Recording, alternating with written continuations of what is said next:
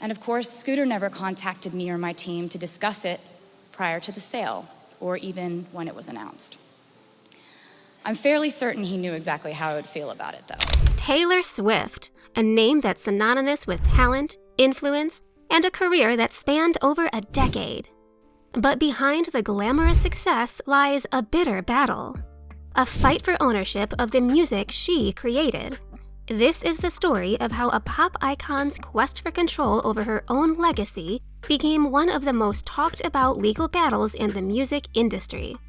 What happens when the very songs that made you a global superstar are no longer yours to control?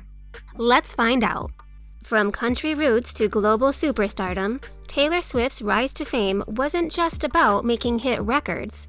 It was about the music, the storytelling, and the emotions she poured into every song.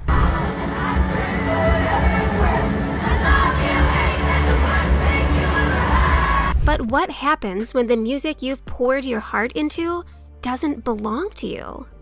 That's exactly what Taylor Swift had to face in 2019 when she discovered that her first 6 albums were sold to a man she described as her worst enemy.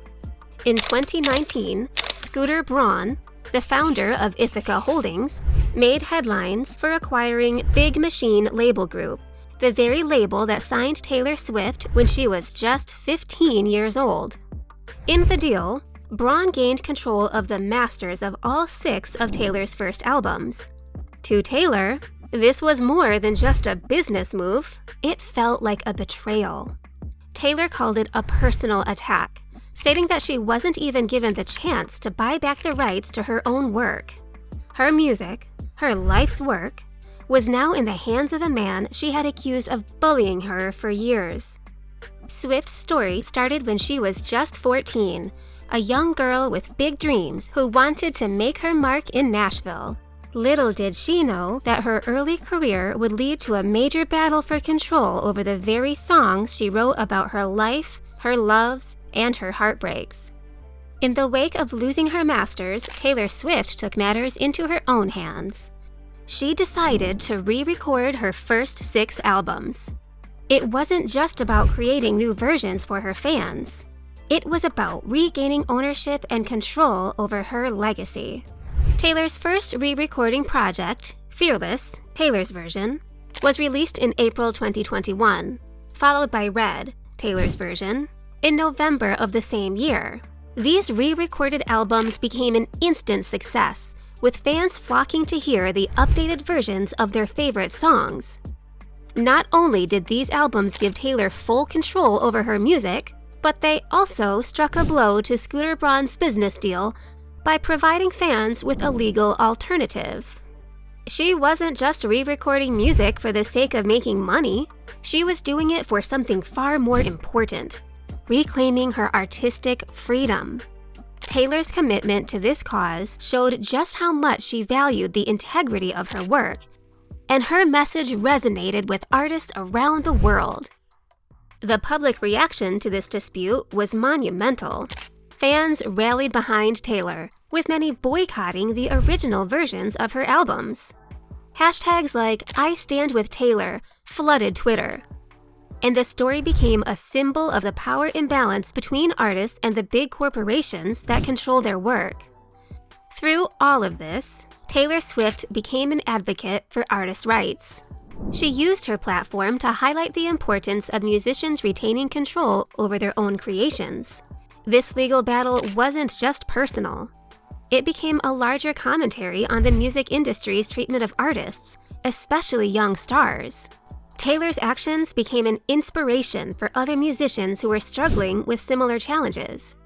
As she re-recorded her work, other artists began to take a closer look at their own contracts and the fine print that often left them without control of their music.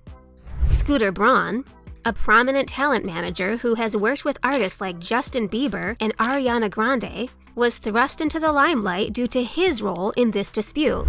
Despite Taylor's vocal criticism, Braun seemed unmoved by the backlash, defending the acquisition as a good business move and stating that he had no intention of reaching out to Taylor to resolve the issue. Scooter, in interviews, urged Swift and her fans to move on, claiming that this had all been settled years ago. 5 years later, I think it's time to move on. Yeah. However, his response only fueled the fire, with fans continuing to voice their support for Taylor's fight for ownership. Braun's calm demeanor in public interviews only added fuel to the fire. To many fans, it felt like he was dismissing Taylor's legitimate concerns as if her voice didn't matter in a business transaction that involved her most intimate works. That Taylor has every right to re-record.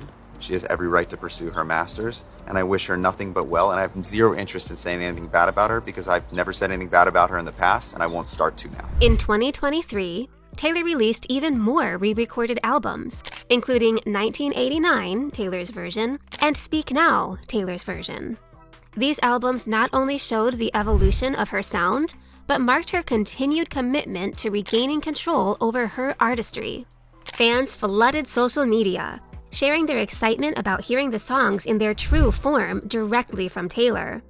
These albums represented a powerful reclaiming of her legacy, giving Taylor full ownership of her music for the first time in her career. 'Cause baby, now we got bad blood. You know we used to be mad blood. While Taylor has emerged victorious in her fight for music ownership, the battle is far from over. Her story has sparked a larger conversation about the rights of musicians in an industry where power often lies with the record labels, not the artists who create the music. More artists are beginning to take control of their own work, following in Taylor Swift's footsteps. From Lil Wayne to Halsey, the message is clear. Artists deserve to own the music they create. Her battle for ownership has set a precedent that will undoubtedly shape the future of the music industry, making it harder for labels to take advantage of the very people who bring their business to life. So what can you do to support the artists you love? Keep supporting musicians who take a stand for their rights. Stream their music, buy their albums, and most importantly, let them know that you value their work. Join the conversation. Share your thoughts about Taylor's fight for music ownership. Do you think artists should have more control over their work? Let us know in the comments below.